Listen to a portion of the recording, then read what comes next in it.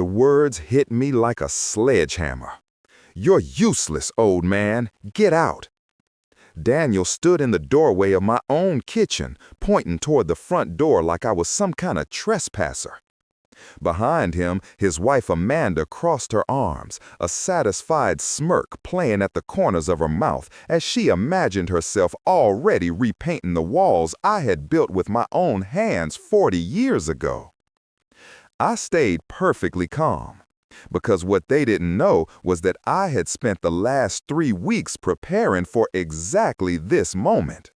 And in my pocket, my phone was already recording everything. The police were 2 minutes away.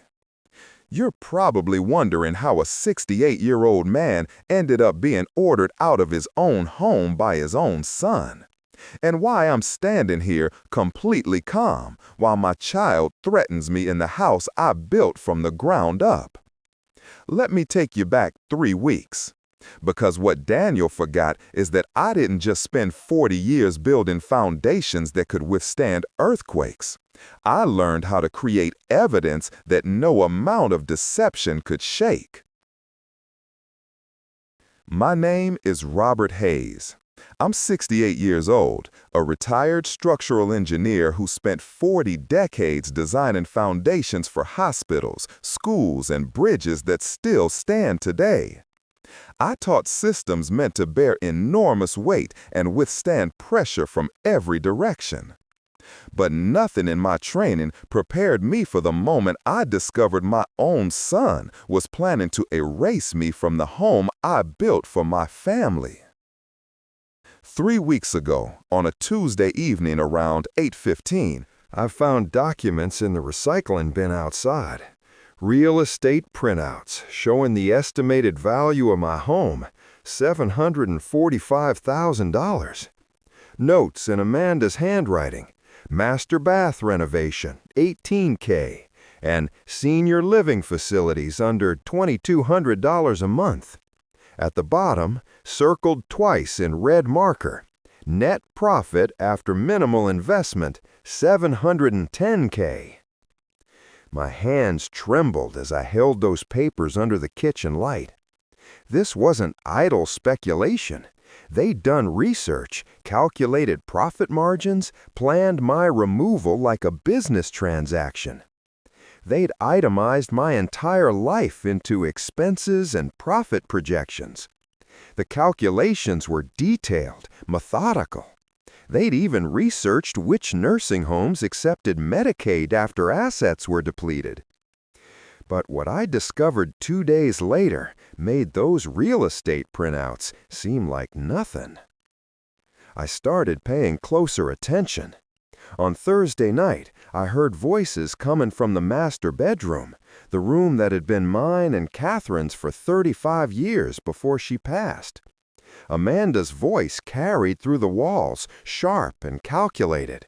Once we establish he's becoming forgetful, we can start the incompetency process. My cousin's a social worker. She knows exactly how these things work. Daniel's response was quieter, hesitant. He seems fine now, though. Amanda's laugh was cold. People believe what they're told to believe, Daniel. We just need the right documentation. A few missed appointments, some unpaid bills, neighbors who notice he's acting strange. It's not that hard. That's when I realized this wasn't just about greed. It was a systematic plan to discredit me, declare me incompetent, and steal everything I'd worked for. They'd been plotting this for months. But the evidence I discovered 6 days later would prove they'd severely underestimated exactly who they were dealing with.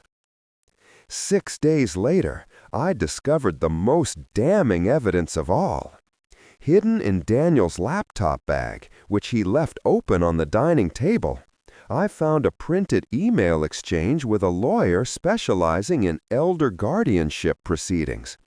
The consultation fee receipt was dated 2 months back, $450 paid in full. Attached were draft documents attempting to establish a pattern of my alleged cognitive decline, including fabricated incidents I had supposedly forgotten, doctor's appointments I'd never missed, bills I'd never failed to pay, medication errors that had never happened, conversations that never took place. I sat at that kitchen table for a long time, staring at my son's signature on those papers. The same signature I'd watched him practice in elementary school, writing thank you notes Catherine insisted he send after birthdays. Now he was using it to forge lies about my competency. That's when I understood. I had spent 4 decades engineering structures that could bear enormous weight under pressure. Now I needed to build a defense strong enough to withstand family betrayal. The next morning, I made a decision. I wouldn't argue. I wouldn't plead. I would do what I'd always done, build a case so structurally sound that no amount of lies could bring it down. I contacted my neighbor Frank Morrison, a retired police detective who had lived across the street for 15 years. When I showed him the documents, his jaw tightened. "Robert," he said, his voice grave, "this is elder abuse, financial exploitation with intent to defraud. You need to document everything, and you need legal counsel immediately." That afternoon, I started gathering the evidence that would demolish my son's plan brick by brick. Over the next 3 weeks, I became a man on a mission. I installed security cameras in every common area of the house, legally, since it was my property. I made copies of every document they tried to hide. I met with a lawyer specializing in elder law and property rights. I updated my will and added protections to the property deed they didn't even know existed. I kept detailed logs of every conversation, every veiled threat, every manipulation attempt. And I waited. Because I knew the confrontation was inevitable. And when it came, when my son stood in that kitchen and ordered me out of my own home, I would be ready. But to understand why this moment felt like the foundation of my entire life cracking apart, you need to know one thing.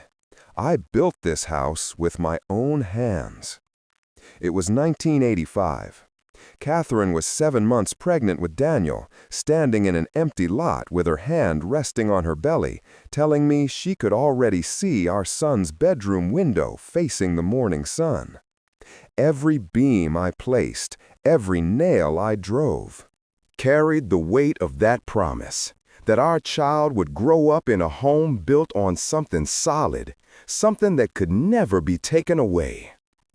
After Catherine died 4 years ago from cancer, this house became both my sanctuary and my memorial to her. I kept her rose garden alive even when my back ached. I maintained every corner exactly as she'd loved it. Daniel had moved away years before, visiting maybe twice a year, always in a hurry, always with an excuse about work or Amanda's family obligations. Until 6 months ago, when he showed up with suitcases and that soft, desperate voice asking if he and Amanda could stay just temporarily while they got back on their feet financially. I said yes, because I remembered the boy who used to hand me tools in this very garage, who'd watched me pour the concrete for this driveway. I thought I was giving my son shelter during a difficult time. I didn't realize I was giving predators access to their target. Now, standing in this kitchen with my son pointing at the door like I was garbage to be removed, I understood something with perfect clarity. This house was mine, fully paid off 40 years ago, titled solely in my name, updated and legally protected just last week. But Daniel and Amanda didn't know that, and they were about to find out exactly what happens when you try to demolish something built to last.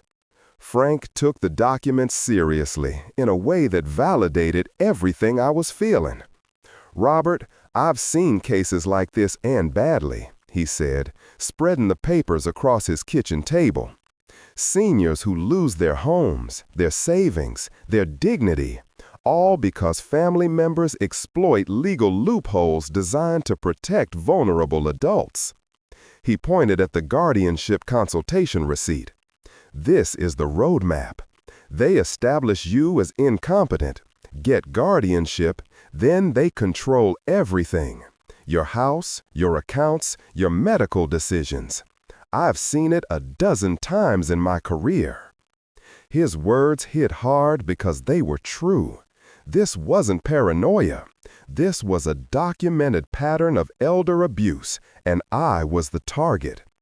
"You need multiple layers of protection," Frank continued. "Legal, medical, financial, everything documented." That afternoon, I met with Margaret Chen, an attorney specializing in elder law that Frank recommended. She was direct and efficient, wasting no time on pleasantries. "Mr. Hayes, based on what you've shown me, you're facing attempted financial exploitation," she said, reviewing the documents with sharp eyes. "We need to create a legal firewall immediately." Within 1 week, Margaret helped me accomplish the following.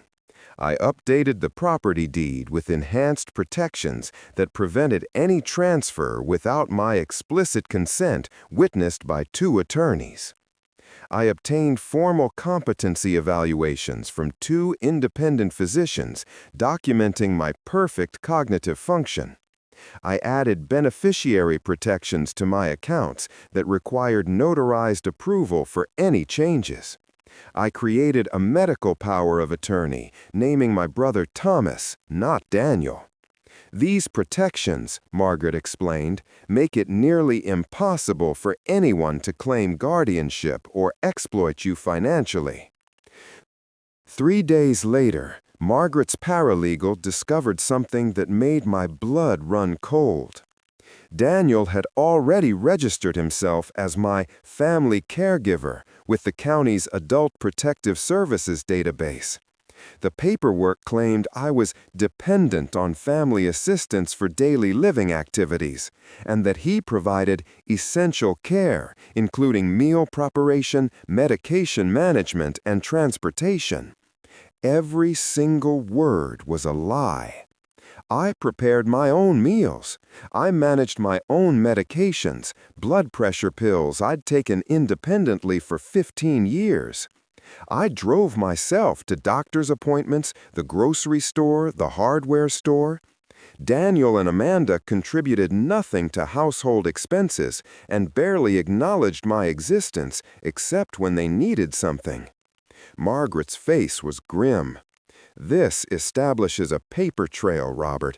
If they ever petition for guardianship, they'll point to this documentation as proof they've been your caretakers. It creates a narrative that you've been declining and they've been stepping in to help." "But it's all fabricated," I said, my voice tight. "I know. That's why we're going to document the truth with the same precision you used in your engineering work. We're going to build a case they can't demolish." I became meticulous. Every morning, I logged my activities with the precision of technical drawings, prepared breakfast at 7:15 a.m., drove to bank at 9:30 a.m., managed investment portfolio online at 11 a.m., prepared lunch, worked in garden, cooked dinner. Frank helped me install security cameras in the living room, kitchen, and hallways, all common areas where I had every legal right to record. The footage proved my complete independence. It also proved that Daniel and Amanda contributed absolutely nothing. They slept until 10 a.m., ordered takeout on my credit card, and spent most days on their laptops in the bedroom plotting my removal. 1 week before the confrontation, I found Amanda's laptop open on the dining table. I hesitated for only a moment before looking. What I found made my hand shake. A folder labeled RH Project, my initials. Inside were screenshots of my bank account login pages. They'd somehow obtained my passwords. Detailed inventories of everything in the house with estimated resale values. Antique oak dining table, $2,400. And Catherine's jewelry collection, $8,000. Email exchanges with a property flipper. Property available soon. Cash sale preferred. Timeline 60-90 days. But the worst was an email thread between Amanda and Daniel from 2 days prior. Amanda, timeline accelerated. Started documenting behavioral issues, confusion, forgetting conversations, paranoia about finances, building case for competency hearing. My cousin says we can have control within 60-90 days if we move fast. Daniel's response made me feel sick. Good. The longer this takes, the more equity we lose to his expenses. Plus, he's healthier than expected. Need to move before something happens and the house goes to Thomas instead. They were talking about me like a business transaction, like an obstacle, like I was already gone. I sat there for a long time, rereading those messages, my hands trembling. They hadn't moved in temporarily because they needed help. They'd infiltrated my home with a plan already in motion. The temporary stay was a lie from day one. That night, I stood in the garage where I'd taught Daniel how to use a level, how to measure twice and cut once. I wondered if I could really expose my own son. Then I remembered something Catherine said near the end. Building something strong means knowing which materials are solid and which will crumble under pressure. She would have told me to protect myself. The next morning, I called Thomas. "I'm on the next flight," my brother said immediately. "You're not alone." It happened on a Tuesday morning at 9:47 a.m. I was making coffee in the kitchen, sunlight cutting through the window, dust motes floating in the air like particles suspended before a controlled demolition. Daniel and Amanda entered together, synchronized, their faces set with rehearsed determination. I could see it in their eyes. They thought this was the moment they'd been building toward. My phone was already recording in my pocket. Daniel said, his voice trying for gentle but landing on patronizing. Amanda cut straight to it. "Robert, you're becoming difficult, forgetful. It's time to consider professional care." The words were clinical, practiced. "I'm not forgetful," I said calmly. "I manage everything quite well." Amanda pulled out a handwritten list. "You missed Dr. Patterson's appointment last month. You forgot to pay the electric bill. You left the stove on twice." I refuted each claim. I attended Dr. Patterson's appointment on March 15th at 2 p.m. I have the receipt. The electric bill is on auto pay and has never been late. I don't use the stove. I use the induction cooktop, which automatically shuts off. Daniel's jaw tightened. "You're confused about basic facts, Dad." I reached into my folder and placed the guardianship consultation receipt on the table with Daniel's signature clearly visible. The silence was absolute. Daniel's face went pale. "That's not... I can explain." "Can you explain why you're consulting lawyers about declaring me incompetent?" I asked quietly. I pulled out the folder I'd prepared. 3 weeks of security footage showing me cooking, cleaning, managing my finances independently. I placed the real estate printouts on the table. Your calculations of how much profit you'd make selling my house. The emails with the property flipper. Your timeline for making my home available soon. The fraudulent caregiver registration. Documentation claiming you provide essential care when you've contributed nothing. Each document landed on the table like evidence in a courtroom. Daniel's hands were shaking. "You went through our..." "I found documents in my house about my property," I said, my voice steel. "You've been living here rent-free while plotting to steal everything I built." Amanda's face twisted with rage. "You ungrateful old man! After everything we've done for you!" "You've done nothing," I said, "except plan my removal like a business transaction." That's when Daniel exploded. He stood up, his face red, pointing at the door with a shaking finger. "You're useless, old man! Get out! Get out of this house before we call someone to remove you!" I pulled my phone from my pocket, the recording light visible. "Everything you just said has been recorded," I said. "And one more thing. I called the police 20 minutes ago." The doorbell rang. Daniel's face went from red to gray in seconds. I opened the door. 2 police officers stood there, along with Frank and Margaret carrying her briefcase. "Officers, I need to report attempted elder abuse and financial exploitation," I said, my voice steady. I handed them the documentation: property deed, competency evaluations, security footage, the recording I just made, fraudulent guardianship documents, emails detailing their plans. Margaret spoke professionally. "This represents systematic financial exploitation of a vulnerable senior." The lead officer's expression hardened.